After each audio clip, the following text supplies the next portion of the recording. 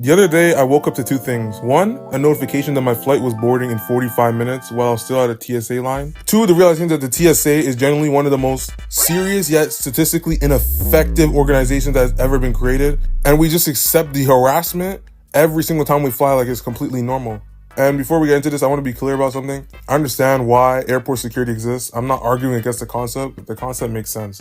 You're about to put hundreds of people in a metal tube, 35,000 feet in the air. Probably worth making sure everybody getting on is not carrying something they shouldn't be. Fine, logical. What I am disputing is the experience, the specific, deeply personal, completely stupid experience of going through TSA that every single person who's ever flown commercially has had to survive. Because what they have built is not a system. It's not a system. What they have built is a ritual, a specific kind of tomfoolery that makes you feel like you are being processed by a government agency whose mission is trying to make your life as miserable as humanly possible. Before we get started, please subscribe. It starts before you even get to the checkpoint. It starts in the line. The TSA line is one of the most unique social environments on earth because it's a collection of people from every possible walk of life, all united by one shared emotion, annoyance. Nobody in a TSA line is having a good time. Nobody is excited to be there. Everyone is just trying to get through it as efficiently as possible while quietly judging everybody around them who's making it take longer. And there's always someone making it take longer. There's always that one person in the line who is behaving as though they have never been in an airport before in their life.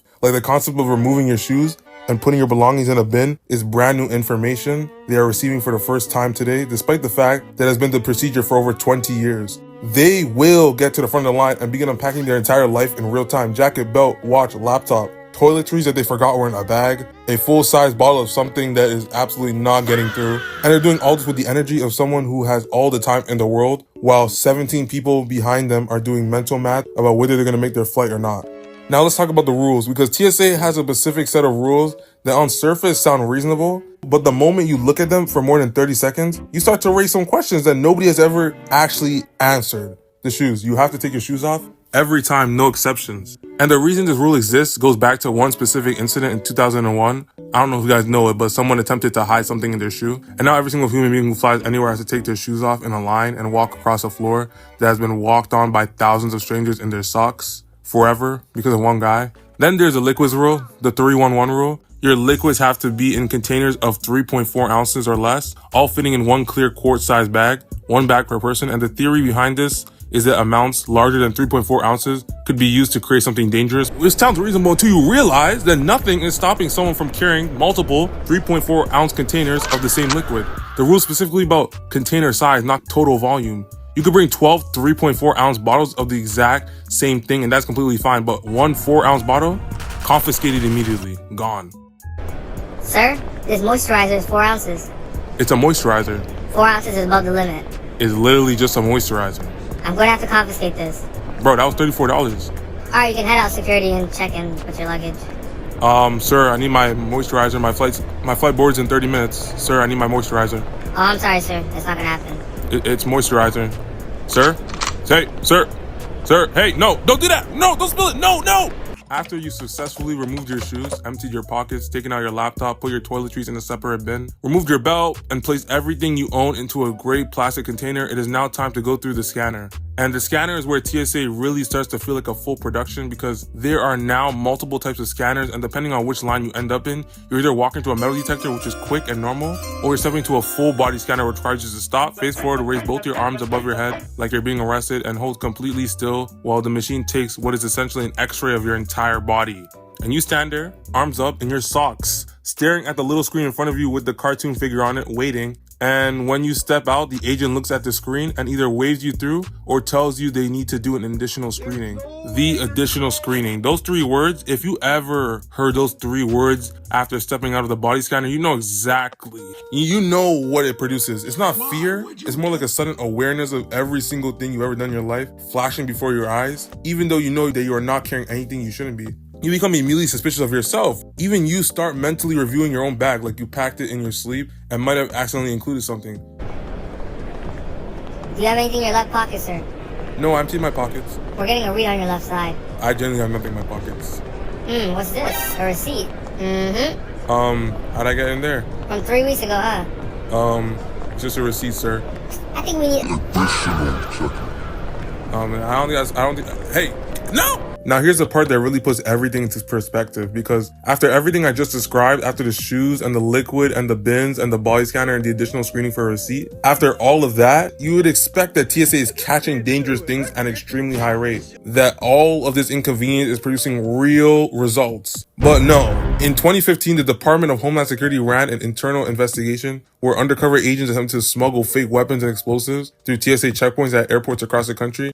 And TSA failed to detect the prohibited items 67 out of 70 times. 67 out of 70 times. That is a 95% failure rate. They missed 95% of the time, meaning for every 20 dangerous items that went through a TSA checkpoint in that test, they caught one. And confiscated 19 people's moisturizers. And it gets better. In 2016, they ran the test again, and TSA failed 70% of the time. Oh my gosh. Which sounds like an improvement until you realize that failing 70% of the time means you're still missing 7 out of every 10 items. 7 out of every 10 things you are supposed to be catching at a job where the entire point is catching things. I want you to think about any job where a 70% failure rate is considered progress. If a doctor misdiagnosed 70% of patients, we would consider that a crisis. If a cashier got 70% of transactions wrong, he would be homeless. But TSA gets to miss 70% of test threats, and the response is more bins, more shoe removal, more 3.4 ounce containers. And look, to be fair, these are controlled tests with trained agents who know the system inside out. Real world probably different. So the system's not completely flawed, but the gap between how serious this process treats every single passenger and how effective it actually is stupid. You are moving your shoes because of one incident in 2001. You are throwing away your $34 moisturizer because of a container size rule that doesn't actually limit total volume. You're standing in a body scanner with your arms raised like you're being arrested. All this for what? All this for a system that misses 95% of the threats it was designed to catch. Now, at some point, someone at TSA looked at all of this and thought, you know what? You know what would fix this? Making people pay to skip it. And that's how TSA Precheck was born. TSA Precheck is a program where you pay $85, go through a background check, and in exchange, you get to use a faster line where you don't have to take your shoes off or remove your laptop or take out your liquids. You just walk through a metal detector and you're done. In and out in 5 minutes. And I need you to understand what this means. Because what this means is that TSA already knows the shoe removal and the laptop and the liquids are not actually necessary. They built a whole separate lane that doesn't require any of it for people willing to pay. Which means the inconvenience of that regular lane is not a security requirement. It is a default experience that you can pay $85 to escape. They built a fast pass for airport security. He has Precheck, sir. What's Precheck? A program where... How much is it? $85. So I can pay to not take my shoes off. Yes. And the security is the same either way? Hello? Is it? Is the security the same either way? All in all, TSA is a really weird experience that for some reason exists just to make people mad. It's already bad enough we're gonna have to go 35,000 feet in the air in a metal tube going I don't even know how fast. Now we have to deal with getting harassed. I don't know, bro. You tell me. Is TSA actually making flying safer, or is it just making flying more annoying? Anyway, I'm out. Thank y'all for the support on my last video and 500 subs. Thank y'all.